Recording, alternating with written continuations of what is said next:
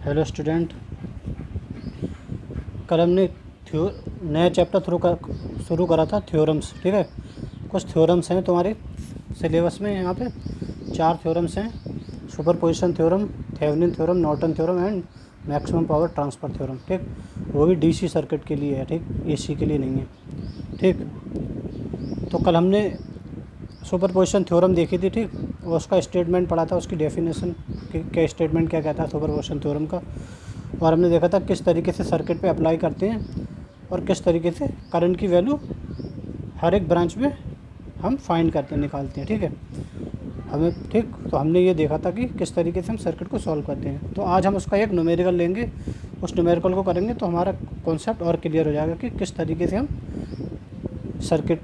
Circuit पे किसी भी सर्किट पे सुपरपोजिशन थ्योरम अप्लाई करते हैं। ठीक है, तो चलिए शुरू करते हैं। ये क्वेश्चन है हमारा, क्वेश्चन नंबर 1। इसमें एक सर्किट दे रखा है हमें, ठीक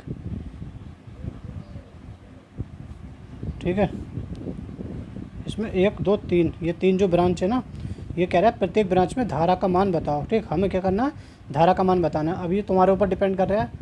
अगर दे रखा है कि केवीएल के द्वारा बताओ या सुपरपोजिशन थ्योरम के द्वारा बताओ, तब हमें वही करना पड़ेगा। अगर केवल ये दे रखा है कि धारा का मान बताओ, तो यहाँ पे 2 ऑप्शन है। हम केवीएल किरचॉफ वोल्टेज लॉ भी लगा सकते हैं, उससे भी निकाल सकते हैं करंट का मान हर एक ब्रांच में।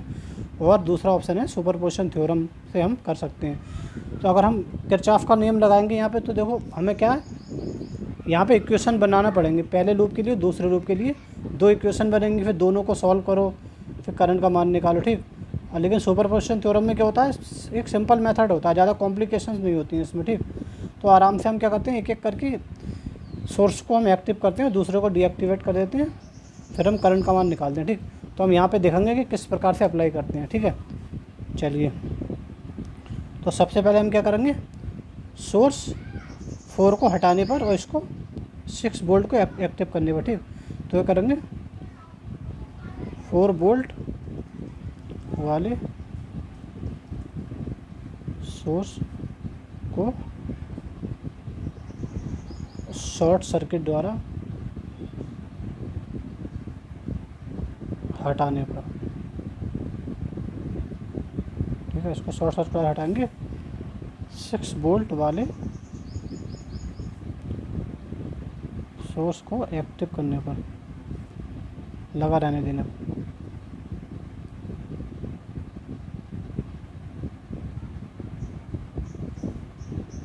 ठीक, चलिए,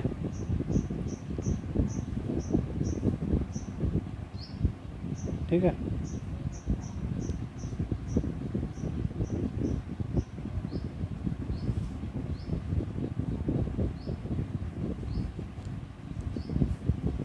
और हमने कल देखा था वोल्टेज सोर्स को शॉर्ट सर्किट द्वारा हटाते हैं और करंट सोर्स को ओपन सर्किट द्वारा। और उनके इंटरनल रेजिस्टेंस अगर दे रखे होते हैं, तो उन इंटरनल रेजिस्टेंस को क्या करते हैं, लगा रहने देते हैं। लेकिन यहाँ पे देखो इंटरनल रेजिस्टेंस किसी का नहीं दे रखा है, तो इंटरनल रेजिस्टेंस का मतलब नहीं। अगर होता तो यहाँ पे शॉर्ट सर्किट की जगह उसका इंटरनल रेजिस्टेंस जोड़ते हैं हम। ठीक,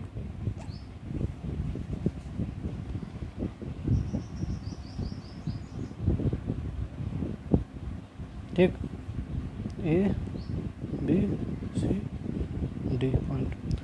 अब मान लिया हमने, अब इस कंडीशन में हमने माना हमारी करंट इसमें I1 डैश, इसमें I2 डैश और इसमें I3 डैश फ्लो हो रही है। ठीक, अभी क्या थी करंट I1 I2 I3 थी, लेकिन अब हमने मान लिया इसमें I1 डैश 4 वोल्ट को हटाने पर और 6 वोल्ट को लगा रहने देने पर इसमें I1 डैश, इसमें I2 डैश, इसमें I3 डैश फ्लो हो रही है, हमने मान लिया। ठीक, ठीक है, चलो अब क्या करेंगे, देखो हमें क्या निकालना है भाई, टोटल करंट निकालना है I1 डैश। तो I1 डैश इक्वल टू क्या होगा, total voltage upon total resistance, यही तो होगा।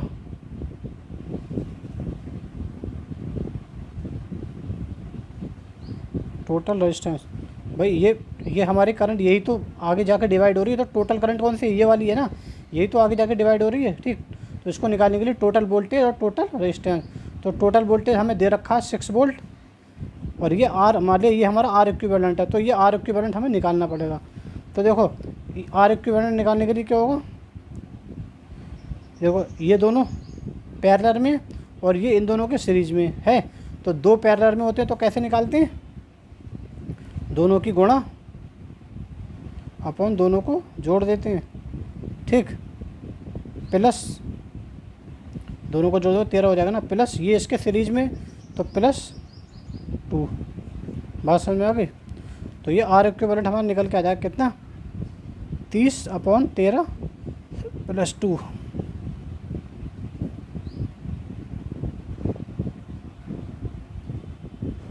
ये हो जाएगा, ठीक है। यहाँ एलसीएम ले लिया अगर, बात समझ में आ गई। तो ये कितना हो गया, आर इक्विवेलेंट = कितना हो जाएगा ये,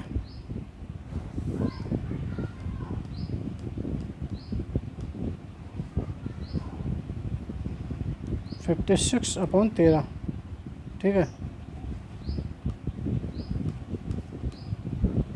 ठीक, इतना ओम आ गया। या फिर इसको कर सकते हैं हम 4.3 ओम, ठीक। ये आर इक्विवेलेंट आ गया हमारा, ठीक है। अब टोटल करंट निकालने I1 डैश, तो I1 डैश = 6/4.3, ठीक। तो ये आ जाएगा हमारा लगभग I1 डैश। तो I1 डैश क्या होगी, total voltage upon equivalent resistance ये। तो I1 डैश = हमारी क्या आ जाएगी, 1.39 एम्पियर लगभग, ठीक है। तो ये हमारी I1 डैश आ गई। कौन सी करंट, ये वाली करंट आ गई, ठीक। I1 डैश का मान हमने निकाल लिया। अब उसके बाद देखो, अब कौन सी निकालनी है हमें, ये हमने टोटल करंट निकाल ली, ठीक। अब कौन सी निकाली, I2 डैश और I3 डैश निकालनी है। तो मैंने कल बताया था current divider rule. Current divider rule क्या होता है, टोटल करंट, ठीक। करंट डिवाइडर रूल क्या होता है, ये वाली निकालना है अगर हमें, तो I2 dash = total current into इसका अपोजिट रेजिस्टेंस, ये अपन दोनों का एडिशन। तो हम I2 डैश निकालेंगे, तो I2 डैश = क्या होगा, total current I1 dash into इसका अपोजिट रेजिस्टेंस। तो इसमें इस वाली को निकालना है हम, तो इसके अपोजिट वाला हम रेजिस्टेंस से गुणा करेंगे इंटू 10 ओम अपॉन दोनों को ऐड कर दो, ठीक है, 10 + 3, ठीक। ये होता है करंट डिवाइडर रूल। तो ये हम निकाल चुके हैं, ये कितनी है, 1.39 इंटू 10/13, ठीक। यही तो है ना।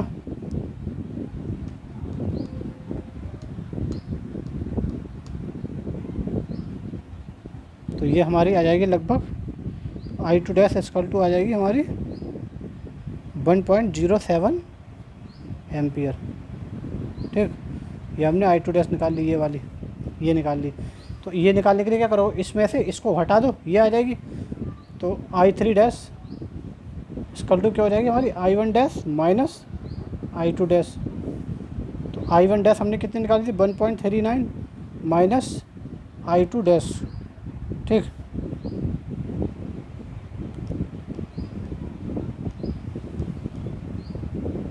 तो ये लगभग I3 डैश हमारी आ जाएगी 0.318 एम्पियर, ठीक है। ये आ गई I3 डैश, ठीक। अब हमने क्या करा, इस 6 वोल्ट के द्वारा, इस 6 वोल्ट को जब एक्टिव कर रहे हैं तो इसके द्वारा जो क्या कर रहा हमने, सारी ब्रांच में करंट निकाल ली इस 6 वोल्ट के कारण, ठीक। अब क्या करेंगे, इसको हटा देंगे और 4 वोल्ट को लगा रहने देंगे। तो यहाँ करो नेक्स्ट। अब 6 वोल्ट को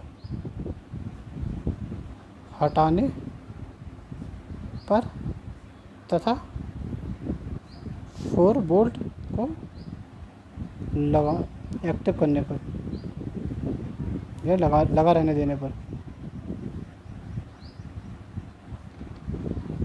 ठीक। तो रीड्रॉ करना पड़ेगा। तो 6 वोल्ट को हम शॉर्ट सर्किट द्वारा हटाएंगे, ठीक है। 2 ओम, 3 ओम एंड 10 ओम,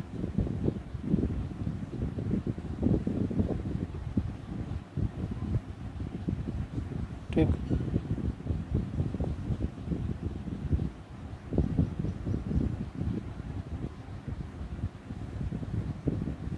ये 4 वोल्ट। ए बी सी और डी। अब मान ले रहे हैं, अब हम इस कंडीशन में मानेंगे। अभी कौन सी करंट फ्लो हो रही थी यहाँ पे, I2, यहाँ I3 और यहाँ I1। तो अभी हमने इस यहाँ माना था I1, इसमें I1 डैश, इसमें I2 डैश, इसमें I3 डैश।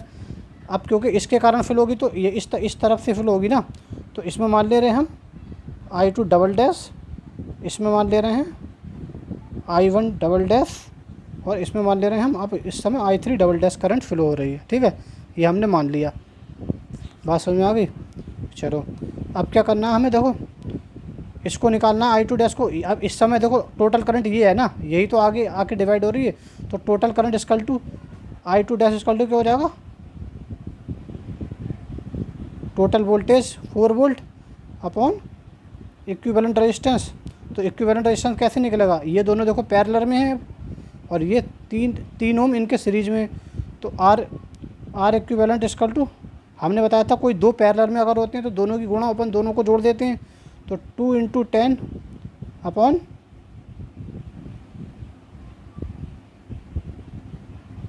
2 × 10 अपॉन दोनों के ऐड कर दो 12 प्लस 3 इसके सीरीज में प्लस 3। तो आर इक्विवेलेंट इक्वल टू तुम्हारा कितना निकल के आ जाएगा,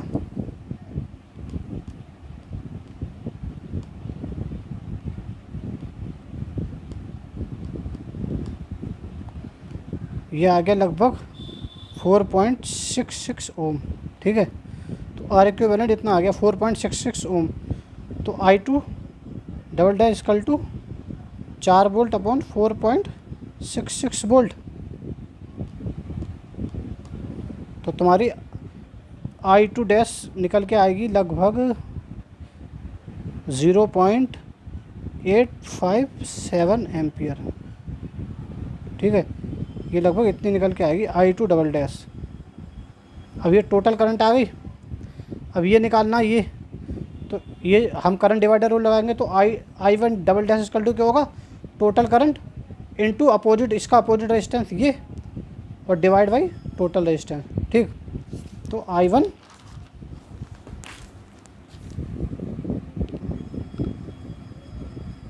double dash equal to total current I2 double dash into opposite resistance 10 ohm upon 10 + 2। ठीक, I2 डबल डैश हमने निकाला था, अभी कितनी आई, 0.857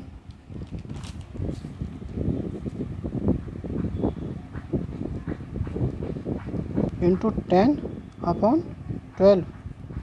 ठीक है,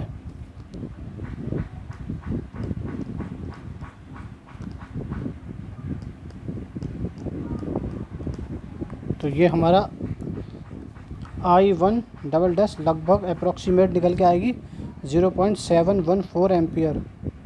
ठीक है, ये I1 डबल डैश आ गई। अब I3 डबल डैश, तो I3 डबल डैश निकालने के लिए क्या होगा, इस पूरी में से इसको हटा दो, ये निकल जाएगी, ये तो I3 double dash equal to I2 double dash minus I1 double dash. I2 double dash कितनी आई है हमारी, कितनी थी, 0.857 माइनस के 0.714। ठीक है, माइनस के 0.714। तो ये निकल के आया हमारा लगभग I3 double dash equal to 0.147 ampere. ठीक है, इतना आ गया। तो ये हमने क्या करा, ये वाली तीनों करंट निकाल ली। बात समझ में आ गई? ठीक, हमने ये पहले 6 वोल्ट को एक्टिव करा, उसके 6 वोल्ट को एक्टिव करा। ठीक है, फिर उसके द्वारा प्रत्येक ब्रांच में हमने करंट का मान निकाला। बात समझ में आ गई भाई? ये निकाला, ये निकाला और ये निकाला। ठीक, 6 वोल्ट को एक्टिव करने के बाद प्रत्येक ब्रांच में करंट निकाली। ठीक, तो हमारी I1 double dash, I1 dash, I2 dash और I3 डैश निकल के आई। उसके बाद हमने 4 वोल्ट को एक्टिव करा और 4 वोल्ट को एक्टिव करने के बाद प्रत्येक ब्रांच में करंट का मान निकाला। ठीक, I2 double dash, I1 double dash और I3 डबल डैश। अब हमें क्या करना है, अब दोनों सोर्स को एक साथ लगाएंगे, फिर करंट, प्रत्येक ब्रांच में करंट का एल्जेब्रिक सम निकालेंगे, वही हमारा फाइनल वैल्यू होगी प्रत्येक ब्रांच में करंट की। बात समझ में आ गई। अब क्या करना है हमें, प्रत्येक ब्रांच, अब हमें क्या करना है, दोनों वोल्टेज सोर्स को लगाएंगे एक साथ, ठीक। फिर क्या करेंगे, प्रत्येक ब्रांच में करंट का एल्जेब्रिक सम निकालेंगे, वही हमारी जो एल्जेब्रिक सम होगा वही क्या होगा, हमारा फाइनल करंट होगी प्रत्येक ब्रांच में। बात समझ में आ गई। चलो अब क्या करेंगे, दोनों वोल्टेज सोर्स को लगाओ या लगाने पर, ठीक। अब दोनों वोल्टेज सोर्स को लगाएंगे।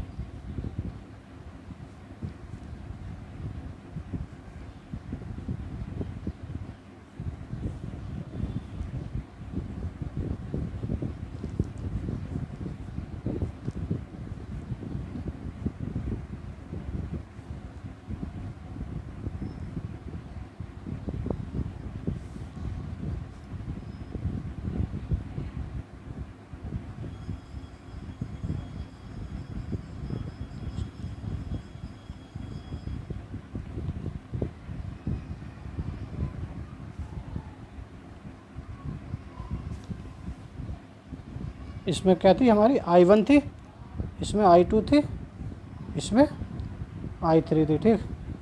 A B C D। बात समझ में आ गई। अब क्या करना है हमें, अब प्रत्येक ब्रांच में करंट का मान निकालने के लिए हम क्या करेंगे, एल्जेब्रिक सम निकालेंगे, जो हमने पहले निकाल चुके हैं हम, जो करंट के मान, ठीक है, उनका एल्जेब्रिक सम निकालेंगे, ठीक है। तो देखो, अब जब हमने 6 वोल्ट एक्टिव करा था, तब हम करंट देखेंगे किस डायरेक्शन में थी। तो देखो 6 वोल्ट हमने एक्टिव करा था, तो करंट 2 ओम में, ठीक, 6 वोल्ट एक्टिव करा था, तो पहले हम क्या देखेंगे, 6 वोल्ट एक्टिव करा था तब 2 ओम में करंट देखेंगे कितना था और किस डायरेक्शन में था। उसके बाद ये देखेंगे जब 4 वोल्ट एक्टिव करा था, तब हम हमारे 2 ओम में कितना करंट था और किस डायरेक्शन में था, ठीक है। तो सबसे पहले देखते हैं, जो 6 वोल्ट हमने जब एक्टिव करा था, तो 2 ओम में करंट जो था हमारा I1 डैश ए से बी की ओर फ्लो हो रही थी, ठीक है, ए से बी की ओर फ्लो हो रही थी। बात समझ में आ गई। करंट कहाँ से फ्लो हो रही है, जब 6 वोल्ट हमारा एक्टिव है, ए से बी की ओर फ्लो हो रही है ना, I1 डैश, ठीक। अब क्या है, जब 4 वोल्ट एक्टिव है, तब हमारा 2 ओम में जो करंट फ्लो हो रही है वो कहाँ से फ्लो हो रही है, बी से ए की ओर, ठीक। तो ये देखो, ये वाली यहाँ से यहाँ फ्लो हो रही है ए से बी की ओर, जब 6 वोल्ट एक्टिव है तब 2 ओम में हमारी जो करंट फ्लो हो रही है ए से बी की ओर फ्लो हो रही है। लेकिन जब 4 वोल्ट एक्टिव है तो हमारी 2 ओम में करंट फ्लो हो रही है वो बी से ए की ओर फ्लो हो रही है। बात समझ में आ गई, ठीक। तो एक दूसरे के अपोजिट डायरेक्शन में ये, तो हमारा एल्जेब्रिक सम क्या होगा, दोनों का डिफरेंस होगा। बात समझ में आई, दोनों का डिफरेंस होगा, तो हमारी I1 निकल आएगी। तो I1 इक्वल टू क्या होगी हमारी, I1 इक्वल टू क्या होगी, I1 डैश, ठीक, I1 डबल डैश, ठीक। अब ये देखेंगे इन दोनों में से जो बड़ा होगा उसमें से छोटे वाले को घटा देंगे, ठीक। अब देखते हैं I1 डैश बड़ा है या I2 डैश बड़ा है। तो I1 डैश हमारा है देखो 1.39, ठीक, और I2 डैश हमारा है 1. I2 डैश है 1. वो सॉरी I1 डैश कितना है 1.39, और I1 डबल डैश देखेंगे ना, I1 डबल डैश कितना है, I1 डबल डैश है 0.714। तो इसका मतलब क्या, I1 डैश बड़ा है ना, तो I1 डैश कितना आया था 1.39 माइनस, देखो 1.39 माइनस I2, वो सॉरी I1 डबल डैश 0.714, ठीक है।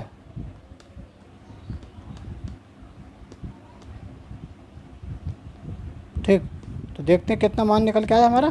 तो करंट I1 हमारी निकल के आएगी 0.676 एम्पियर, ठीक।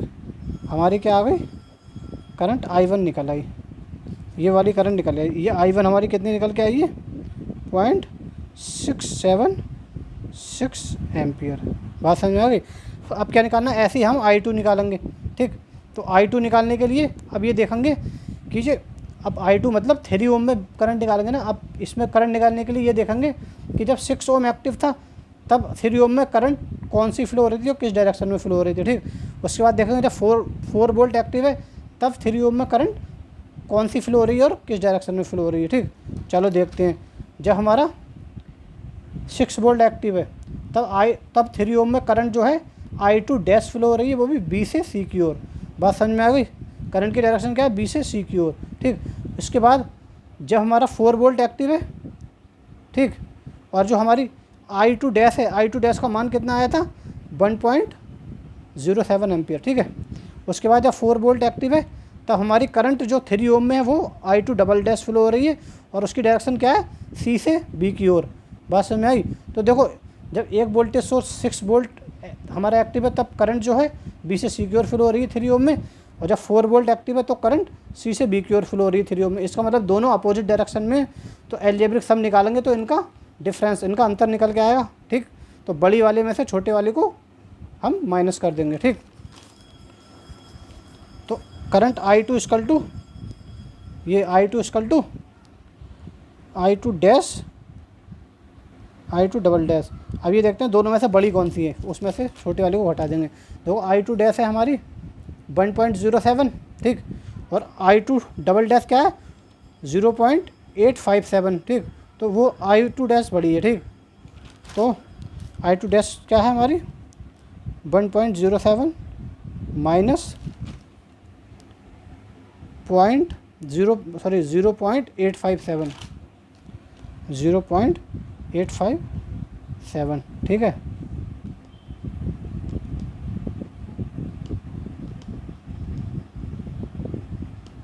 तो ये हमारा I2 डैश वो सॉरी I2 निकल के आ जाएगा, कितने निकल के आएगा 0.213 एम्पियर।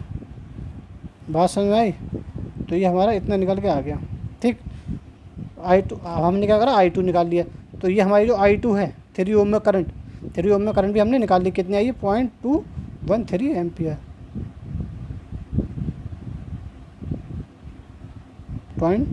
ठीक, तो 2 ओम में और 3 ओम में करंट निकाल लिया हमने। ठीक, अब इसी प्रकार कहाँ निकालेंगे हम, 10 ओम में करंट का मान निकालेंगे। ठीक, अब 10 ओम में कौन सी I3 फ्लो हो रही है। अब हम इसका अलजेब्रिक सम निकालना है ना हमें, तो अलजेब्रिक सम कैसे निकालेंगे, पहले ये देखेंगे जब 6 वोल्ट एक्टिव है तो इसमें करंट कैसे फ्लो हो रही थी और किस डायरेक्शन में फ्लो हो रही थी। ठीक, उसके बाद देखेंगे जब हमारा 4 वोल्ट एक्टिव है तब 10 ओम में करंट कितनी फ्लो हो रही थी और किस डायरेक्शन में फ्लो हो रही थी।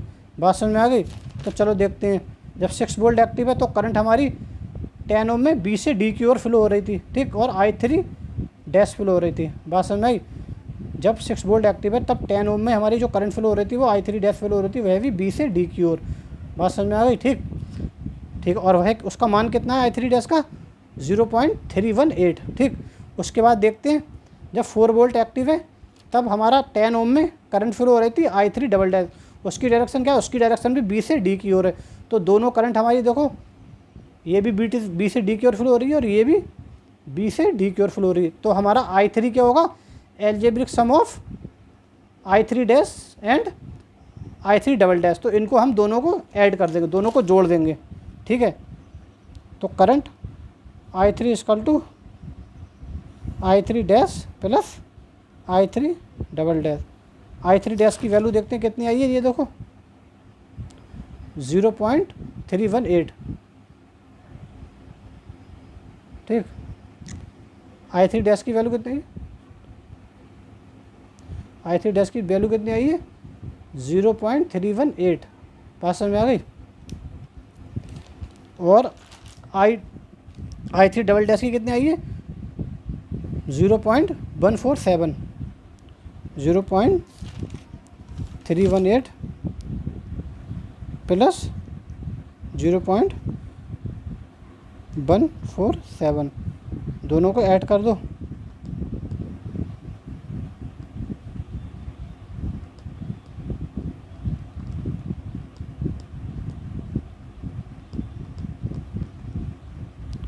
तो हमारी I3 फाइनल वैल्यू जो है I3 निकल जाएगी। I3 कितनी आएगी हमारी 0.4 465 इतना एम्पियर। बात समझ में आ गई। तो इससे हमारा क्या हुआ, देखो प्रत्येक ब्रांच में करंट निकल, ये भी निकली है हमारी I3 भी। तो I3 हमारी कितनी निकल के आई, ये I3 ये हमारी निकल के आई है 0.465 एम्पियर। तो इस तरीके से हमने सुपरपोजिशन थ्योरम से प्रत्येक ब्रांच में करंट का मान आसानी से निकाल लिया। देखो ठीक, ज़्यादा कॉम्प्लिकेशन नहीं है। लेकिन अगर KVL लगाते तो उसमें हमारी इक्वेशन बनती, उनको सॉल्व करते तो उससे बहुत कॉम्प्लिकेशन हो जाते हैं। ठीक, उससे भी हो जाता है क्वेश्चन, लेकिन ये क्या है, स्टेप बाय स्टेप करोगे तो ईजी वे में हो जाता है। ठीक, तो ये था हमारा सुपरपोजिशन थ्योरम का एक क्वेश्चन। इस तरीके से हम करते हैं। ठीक, अब नेक्स्ट पढ़ेंगे हम इसके बाद थेवेनिन थ्योरम। ठीक है।